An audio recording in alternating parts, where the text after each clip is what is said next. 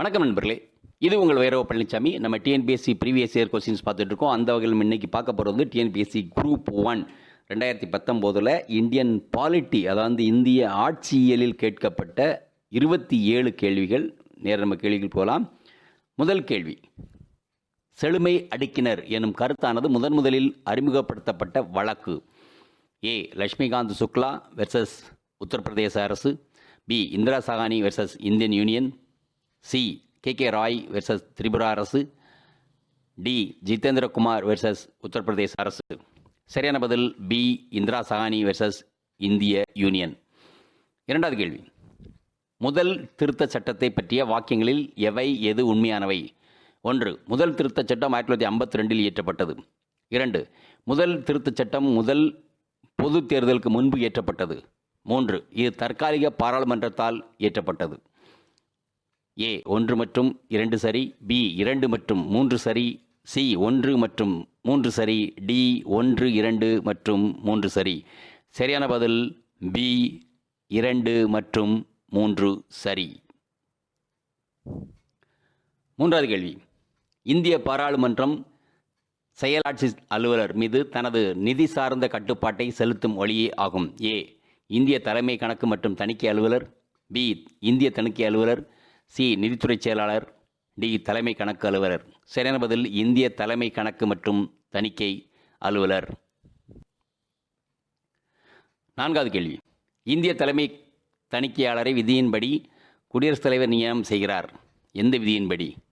ஏ. விதி 162. பி. விதி 148. சி. விதி 153. டி. விதி 174. சரியான பதில் பி. விதி 148. ஐந்தாவது கேள்வி, கீழ்கரும் வாக்கியத்தை கருதுக. 1. உறுப்பு 308 மற்றும் 314 வரையிலான அரசியலமைப்பு சட்டம் அகில இந்திய பணிகள் பற்றி கூறுகிறது. பி. உறுப்பு 308 முற்றிலும் ஜம்மு காஷ்மீர் விவகாரங்களுக்கானது. 3. பாராளுமன்றம் அகில இந்திய பணிகள் சட்டத்தை 1952 ஆண்டு இயற்றியது. 4. உறுப்பு 312 பாராளுமன்றத்தில் புதிய அகில இந்திய பணியை உருவாக்க அதிகாரம் அளிக்கிறது. சரியான விடையை தேர்ந்தெடுக்க. ஏ 1 மற்றும் 4. பி 2 மட்டும். சி 4 மட்டும். டி 4 மற்றும் 3. சரியான பதில் ஏ 1 மற்றும் 4. ஆறாவது கேள்வி, அரசியல் சாசன விதி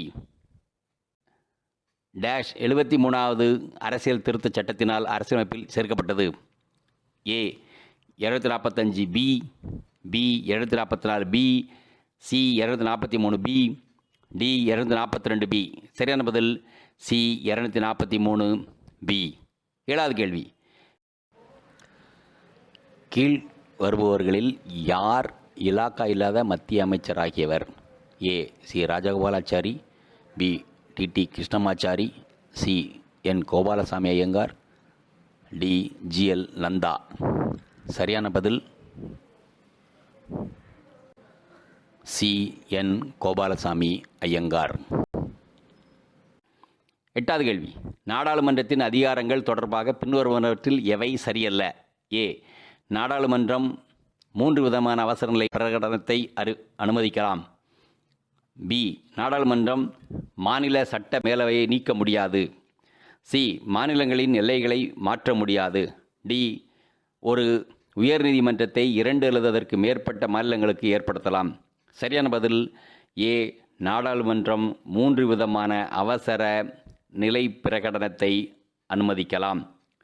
9வது கேள்வி, ஜல்லிக்கட்டு ஏறுதழுவுதல் விளையாட்டு என்ற தமிழரின் கலாச்சார மற்றும் பண்பாடு இந்திய அரசமைப்பின் டேஷ் விதியின்படி பாதுகாப்பு அளிக்கப்படுகிறது. ஏ 29க்கு 1.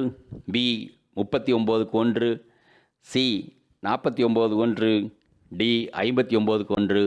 சரியான பதில் ஏ 29க்கு 1. 10வது கேள்வி, அரசியலமைப்பு நிர்ணய சபையின் பிராந்திய அரசியலமைப்பு கமிட்டியின் தலைவராக இருந்தவர் யார்? A. JP. Kripalani. B. H.C. Mukherjee. C. AV. Thakkar. D. Sardar Vallabhbhai Patel. சரியான பதில் சி. ஏ.வி. தாக்கர். 11வது கேள்வி, கீழ்கண்டவற்றில் எவர் வரைவைக் குழுவில் உறுப்பினராக இடம்பெறவில்லை? ஏ. கே.எம். முன்சி. பி. அல்லாடி கிருஷ்ணசாமி ஐயர். சி. பட்டாமி சீதாராமையா. டி. கிருஷ்ணமாச்சாரி. சரியான பதில் சி. பட்டாபி சீதாராமையா. 12வது கேள்வி. 1. அரசியலமைப்பு சட்டம் என்பது சட்டமன்றங்களால் உருவாக்கப்படுவதல்ல, மாறாக அம்மன்றங்களுக்கான ஆதார மூலமாகும். 2. வரன்முறைப்படுத்தப்பட்ட அரசாங்கம் என்பதன் மீதான நம்பிக்கை அரசியலமைப்பு சட்டத்திலிருந்து முகிழ்ந்தெழுகிறது. மேற்கண்ட கூற்றுகளில் எது சரியானது?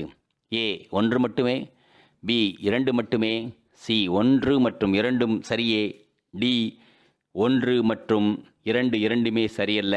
சரியான பதில் ஏ 1 மட்டுமே. 13வது கேள்வி. 1986இல் மக்களாட்சி மற்றும் மேம்பாட்டிற்கான பஞ்சாயத்து நிறுவனங்களை புத்துயிர்க்க அமைக்கப்பட்ட குழு எது? ஏ அசோக் மேத்தா குழு, பி ஜி.வி.கே. ராவ் குழு, சி எல்.எம். சிங்வி குழு, டி சந்தானம் குழு. சரியான பதில் சி எல்.எம். சிங்வி குழு. 14வது கேள்வி. மாவட்ட நிர்வாகம் என்பது ஒட்டுமொத்த பொது விவகார மேலாண்மை என கூறியவர்? A SS. Khera, B Ramsay MacDonald, C Warren Hastings, D Hanumantharao. சரியான பதில் சி வாரன் ஹேஸ்டிங்ஸ். 15வது கேள்வி. கீழ்கண்டவற்றை பொறுத்துக. பட்டியல் அண்ட் பொருள். ஏ முதல் பட்டியல் மத்திய அரசு மற்றும் மாநிலங்களுக்கிடையான அதிகார பதிவு. பி 11ஆம் பட்டியல் மொழிகள். 7ஆம் பட்டியல் மாநில மற்றும் யூனியன் பிரதேசங்களின் பெயர்கள். டி 8ஆம் பட்டியல் பஞ்சாயத்து. நேர பதிலுக்கு போயிடலாம்.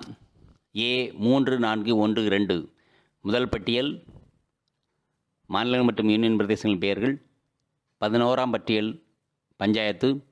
7ஆம் பட்டியல் மத்திய அரசு மற்றும் மாநிலங்களுக்கிடையான அதிகார பகிர்வு.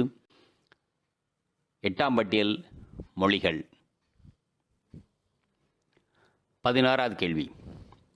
நபர், துறை, பதவி. ஏ அபித் ஹுசேன், முன்னாள் இந்திய தலைமை வழக்கறிஞர். கே பராசரன், அமெரிக்காவுக்கான முன்னாள் இந்திய தூதர். சுபாஷ் காஷ்யப், முன்னாள் ஆந்திர உயர்நீதிமன்ற நீதிபதி. கே புனியா, முன்னாள் பொதுச் செயலாளர், இந்திய மக்களவை. நம்ம நேர பதிலுக்கு போயிடலாம். டி 2 1 4 3 2 1 4 3. அபித் ஹுசேன் அமெரிக்காவுக்கான முன்னாள் இந்திய தூதர். கே பராசரன் முன்னாள் இந்திய தலைமை வழக்கறிஞர். சுபாஷ் காஷ்யப் முன்னாள் பொதுச் செயலாளர், இந்திய மக்களவை. கே புனியா முன்னாள் ஆந்திர உயர்நீதிமன்ற நீதிபதி. 17வது கேள்வி. நீதித்துறையானது நிர்வாகத்துறையிடமிருந்து எந்த கீழ்கண்ட சட்ட உறுப்பு மூலம் பிரிக்கப்பட்டுள்ளது?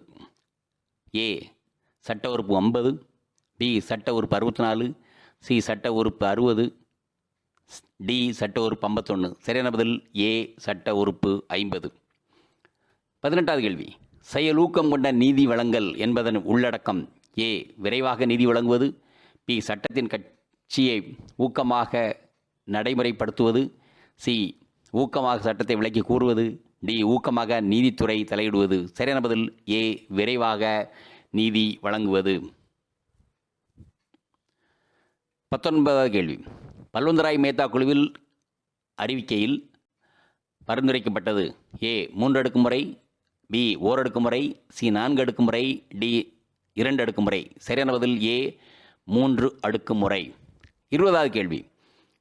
நாடாளுமன்றத்தில் முதல் முறையாக நம்பிக்கையில்லா தீர்மானம் கொண்டு வந்தபோது பிரதம அமைச்சராக இருந்தவர் யார்?